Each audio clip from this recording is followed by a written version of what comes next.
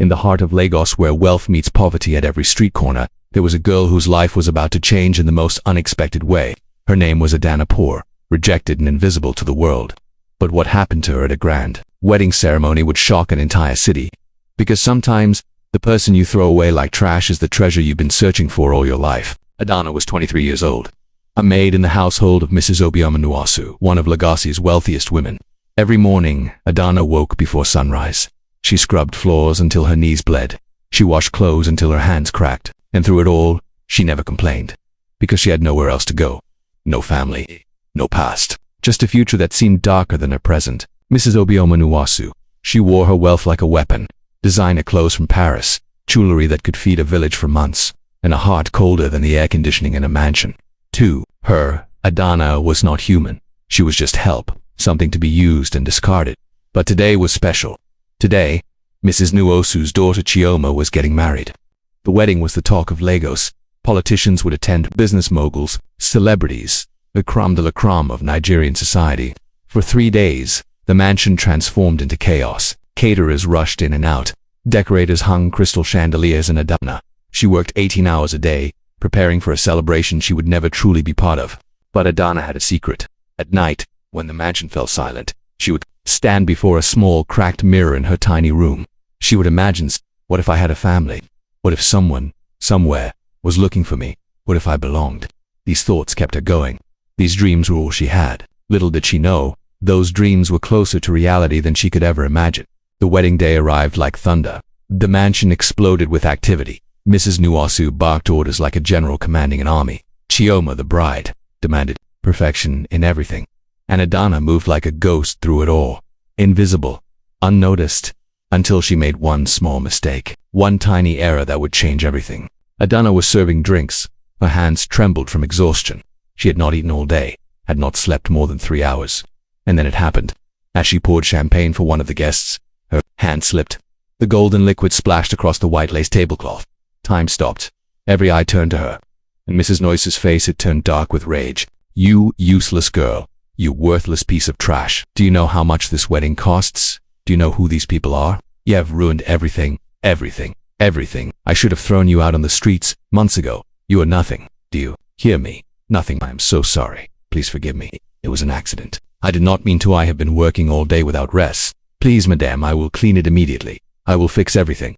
Please do not be angry. I beg you, madame. What happened next? No one expected. Mrs. Nuosu's hand flew through the air like a striking snake. The slap echoed across the wedding venue like a gunshot. Adana's head snapped to the side. Her cheek exploded with pain. Blood appeared at the corner of her mouth. And still, Mrs. Nusu was not done. Mother is too kind to you. Look at you, standing there like you deserve sympathy, but ruined my wedding day, my special day. Do you know how long I have waited for this? Guards, remove this filth from my sight. Throw her out. I do not want to see her face again. She does not belong here. She never did. And the guests. Oh, the guests. They watched like hyenas circling wounded prey. Some whispered behind manicured hands. Others laughed openly. A few recorded on their phones. Not one person defended her. Not one voice spoke up. In that moment, Adana learned the cruelest lesson of all. When you are poor, when you are powerless, you are invisible. Even your pain means nothing. Adana's mind screamed in silence. Why? Why is this my life? What did I do to deserve this? I work hard, I never complain, I try to be good, but nothing changes, nothing ever changes. Maybe they are right. Maybe I am worthless. Maybe I deserve this pain. No, I will not break. I will not give them that satisfaction. I will stand. I will walk out with dignity, even if it is all I have left. 2 security guards grabbed Adana by her arms. They lifted her like she weighed nothing. Like she was garbage to be disposed of. She did not fight. What was the point? They dragged her through the wedding venue, past the musicians, past the decorated tables, past the dancing guests who barely noticed, out through the golden gates. And then they literally threw her onto the dusty street outside. Adana landed hard on the pavement. Her palms scraped against rough concrete. Her uniform tore at the knee. Behind her, the mansion gates slammed shut with finality. The sound of celebration continued inside. Music, laughter, joy. But out here, in the fading evening light, there was only silence, only pain, only the terrible realization that she had nowhere to go, no home, no hope, nothing. An old street vendor saw her, Mama Ngozi. She sold roasted corn at the corner. She had watched the whole scene. Her weathered face creased with sympathy. She shuffled over to Adana, offering a piece of warm corn wrapped in paper. "Child," she said softly, "do not let them break you. Those people up there, they have money. But money does not make them better than you. Your day will come. The ancestors are watching. Justice always finds its way. Thank you, Mama, but I do not think justice exists for people like me. I am tired, so tired of fighting, of hoping that tomorrow will be better. Maybe this is all I deserve. Maybe I was born to suffer. Maybe I should just disappear. Who would miss me? Who would even notice I was gone?" Something strange happened. A sleek black Mercedes pulled up to the curb. Tinted windows, expansive rims that gleamed in the streetlight. This was not a car that belonged in this neighborhood. The door opened. A man stepped out, tall, distinguished, wearing a suit that cost more than most people earned in a year. His eyes scanned the street, and then they landed on Adana. His face went pale. His hand trembled, and he whispered one word, "Chidinma." My God, it cannot be, after all these years. Chidinma. No, that is not possible. She would be older now. But those eyes are exactly like hers. Exactly like my daughter's. "Excuse me, young lady. Please, do not be afraid. I mean you no harm. But I must ask you, what is your name? Do you know anything about your family, your parents?" "My name's Adana, sir. I do not know why you are asking me these questions. I do not know my parents. I grew up in an orphanage in Enugu. They found me on the steps when I was just a baby. No note, no name, nothing. They called me Adana because it means father's daughter. But I never had a father. I never had anyone." Richard Okonkwo's mind raced back 23 years, to the worst day of his life. His wife had just given birth to their daughter. Beautiful. Perfect.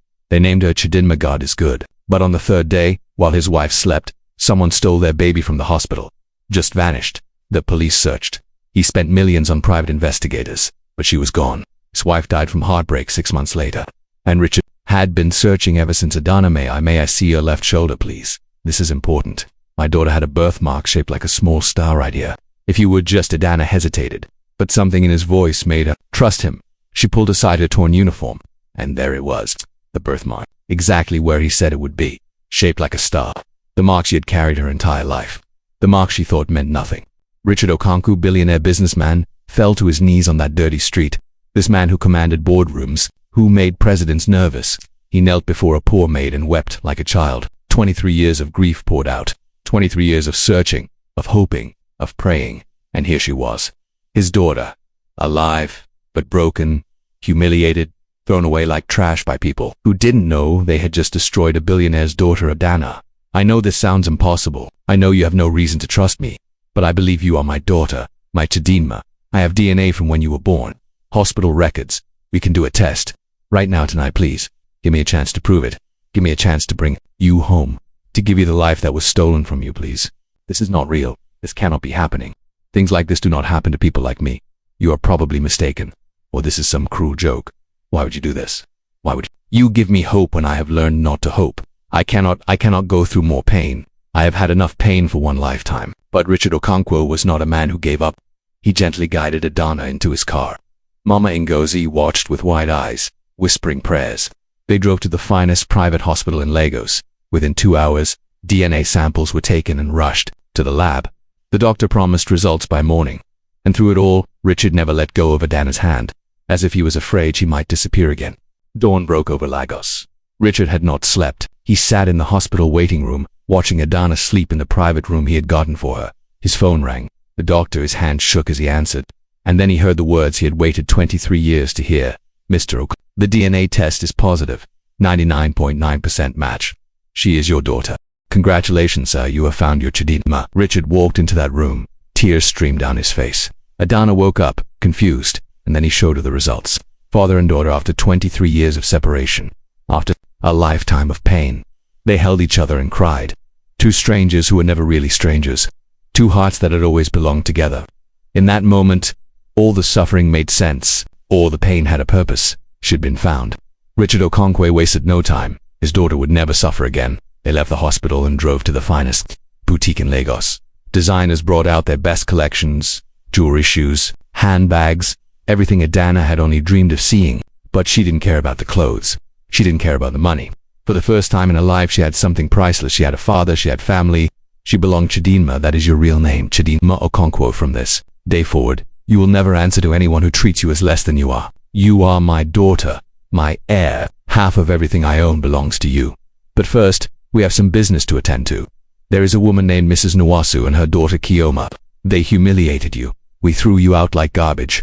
It is time we learned exactly who you are, and it is time they faced consequences for their cruelty. Father, I do not want revenge. They hurt me. Yes, they broke me. But I am tired of pain. I am tired of anger. I just want peace. I just want to start my new life. Why go back to that place? Why remind myself of how they treated me? Can we not just move forward? Leave the past behind. My daughter, this is not about revenge. This is about justice. It's about teaching people that actions have consequences. How many other maids has Mrs. Nwasu abused? How many other poor people has she humiliated? If we say nothing, she continues. If we do nothing, she learns nothing. Sometimes, the kindest thing we can do is show people the mirror of their own cruelty. Not to destroy them, but to change them. To make sure they never hurt anyone else again. Trust me, my daughter. This is necessary. Richard made phone calls. As a billionaire with connections across Nigeria, doors opened when he knocked. He learned everything about Mrs. Nwasu, her businesses, her properties, her dirty secrets. And he discovered something interesting. Mrs. Nwasu's husband's company was struggling. They needed investors, desperately. And Richard Okonkwo just happened to be in the market for new investments.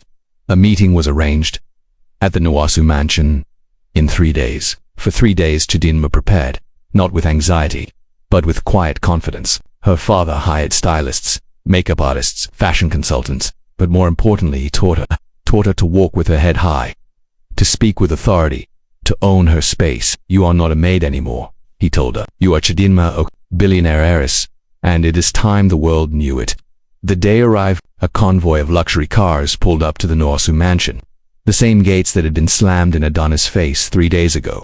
But today was different. Today, the gates opened with respect. The security guards bowed. Servants rushed to assist. Mrs. Nwasu herself came out to greet her important guests, a billionaire Richard Okonkwo, but she had no idea who was sitting in the car beside him. Chidinma stepped out of the car. She wore a custom-made dress worth more than Mrs. Nwasu's monthly income. Diamond earrings caught the sunlight. Her hair was styled perfectly, her makeup flawless, but it was her eyes that had changed the most. They no longer held fear.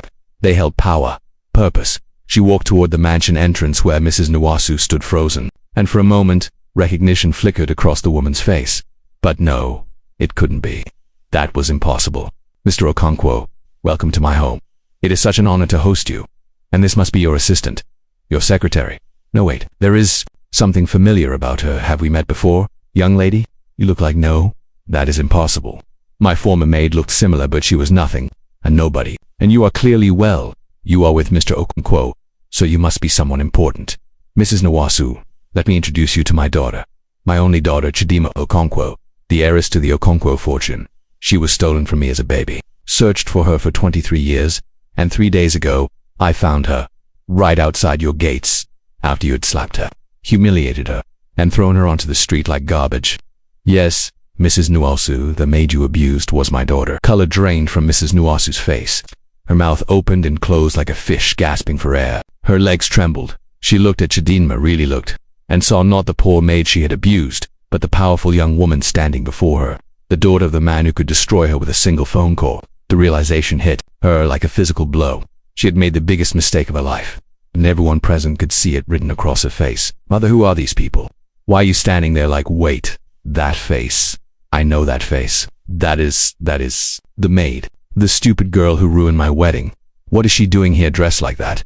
This is some kind of joke, right? Tell me this is a joke. She is nobody. She is nothing. Her voice died when she saw her mother's face. When she felt the weight of Richard Okonkwo's cold stare. When reality crashed down. My name is Chidinma Okonkwo. 3 days ago, you slapped me. You called me worthless. Trash Nethia threw me out of your home without mercy, without compassion. I was hungry, exhausted. I had worked 18 hours preparing for your wedding, and when I made one small mistake, you showed me who you really are. Not wealthy, not refined, just cruel, just heartless. Today, I stand before you not as your victim, but as your judge. Miss Chidinma, I am so sorry. Please, you must understand. I did not know. How could I have known? If I had known you were Mr. Okonkwo's daughter, I would never have treated you that way. Please, forgive me, I made a terrible mistake. I will do anything at all. Please, do not ruin us. We have a family, a reputation. Please, I beg you. You say you would not have treated me that way if you had known who I was. But that is exactly the problem, Mrs. Nwasu. You should treat everyone with respect, not because they are rich, not because they are connected, but because they are human. The maid you abused yesterday could be someone's daughter today. The beggar you ignored might be a king in disguise. Character is not about how you treat the powerful, it is about how you treat the powerless. And you have shown your true character. Mrs. Nwasu, I came here today to discuss investing in your husband's company, but after hearing what my daughter experienced in this house, I have changed my mind. I will not invest one naira. Furthermore, I will be speaking to my business associates about your family's character. Your husband's company will struggle. Your social status will suffer. Not because of revenge, but because actions have consequences. Perhaps losing everything will teach you the compassion that wealth never did. Kioma collapsed into a chair, her perfect world crumbling. Her wedding celebration had turned to ash. Her mother's reputation, destroyed in a single afternoon.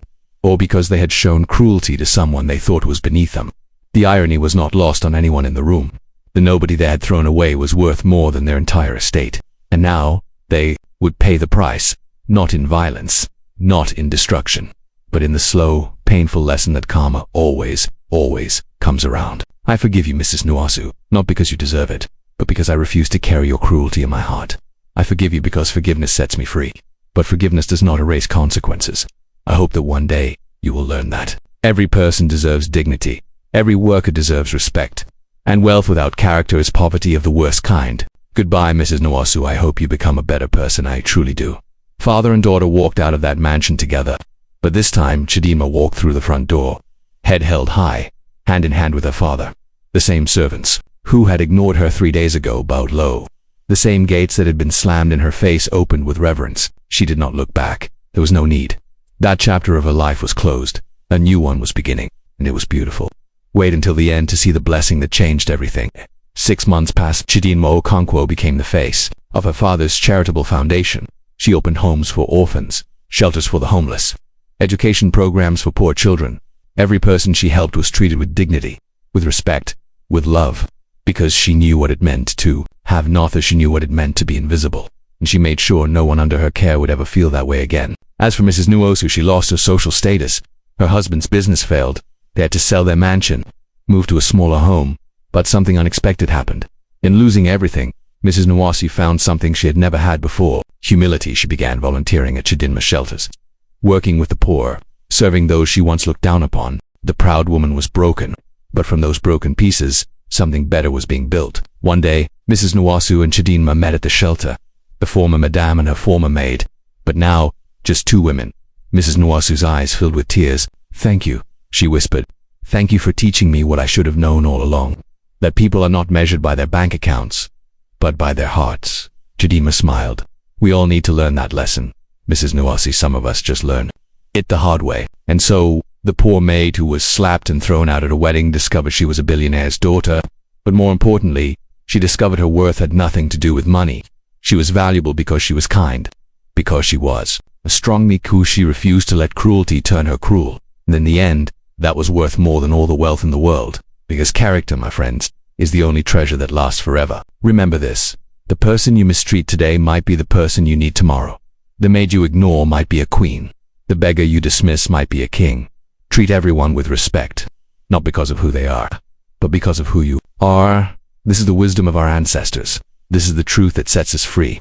What would you do if you discovered the person you hurt was royalty? If this story touched your heart, share it with someone who needs to hear it. Subscribe for more African folktales that teach us about life, about character, and about the power of kindness. Tell us in the comments, what would you have done if you were Chidinma? Would you have forgiven? Drop your thoughts below. Until next time, remember, your character is your crown. Wear it well.